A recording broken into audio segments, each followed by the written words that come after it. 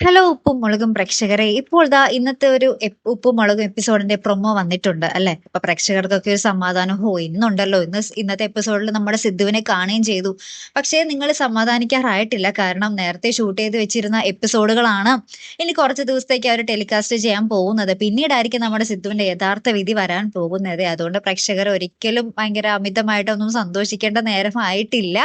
ഒന്നല്ലെങ്കിൽ സിദ്ധു മടങ്ങിപ്പോയി എന്നുള്ള രീതിയിൽ കഥ മുന്നോട്ട് കൊണ്ടുപോകും, അല്ലെങ്കിൽ ചിലപ്പോൾ ഉപ്പും മുളകും തന്നെ നിർത്തേണ്ട ഒരു അവസ്ഥ വരും, അല്ലെങ്കിൽ സിദ്ധുവിനെ മാറ്റി വേറെ സിദ്ധു ആക്കേണ്ടി വരും. എന്തായിരിക്കും അവരെടുക്കുന്ന തീരുമാനം? നമ്മുടെ ഫ്ലവേഴ്സ് ടിവിയും ഉപ്പും മുളകും അണിയറ പ്രവർത്തകരും ഇതിനോട് എങ്ങനെ തീരുമാനമെടുക്കും, ഇതിലെങ്ങനെ തീരുമാനമെടുക്കും?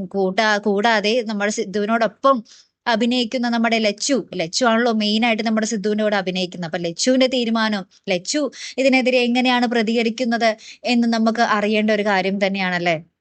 ലച്ചുവിന്റെയും നമ്മുടെ സിദ്ധുവിന്റെ കൂടെ അഭിനയിക്കുന്ന മറ്റുള്ളവരുടെയും ഒക്കെ പ്രതികരണം. കാരണം സെറ്റിൽ നമ്മുടെ സിദ്ധു എങ്ങനെയാണ്?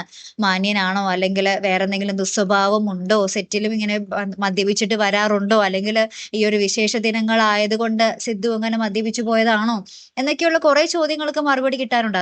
അതുകൊണ്ട് തന്നെ സെറ്റിലുള്ളവരുടെ പ്രതികരണം ഇപ്പോൾ വളരെ നിർണായകം തന്നെയാണ് ഈ ഒരു കേസിൽ അല്ലെ. കാത്തിരുന്ന് തന്നെ കാണാട്ടോ. അപ്പൊ അടുത്തൊരു വീഡിയോയുമായി വരുന്നത് വരയ്ക്കും ഗുഡ് ബൈ.